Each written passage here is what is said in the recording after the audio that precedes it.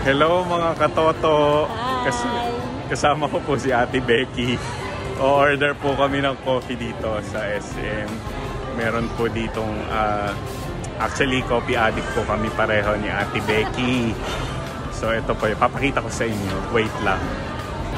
Ayan mga katoto, sa harap ng Jollibee, merong Little Farmers, mga local coffee beans, yung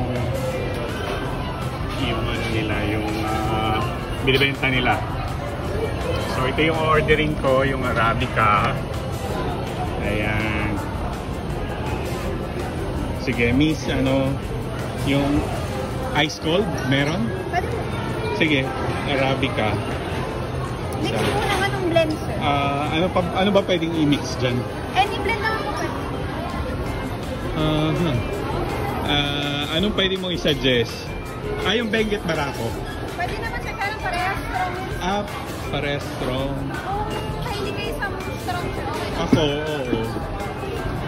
Ayun, ito mga katoto yung in-order ko. Itong Arabica. Tapos, nag-mix ako ng hazelnut. So, titingnan natin kung pero regular coffee maker lang ginagamit nila. Tingnan natin. Ayun, ginagawa na po mga katoto ni Ating. Ayan. Ayan na yung Arabica and hazelnut po.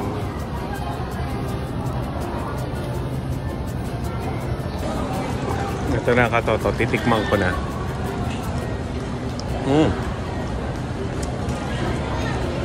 Masarap naman. Lalasahan mo yung Arabica. Tsaka, pero more on hazelnut.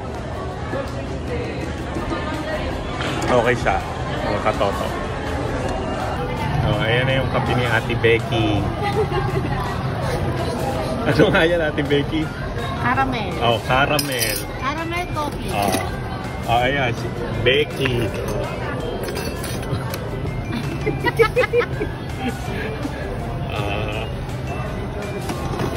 Ayun. Ate Becky, tikman mo na. Have a taste?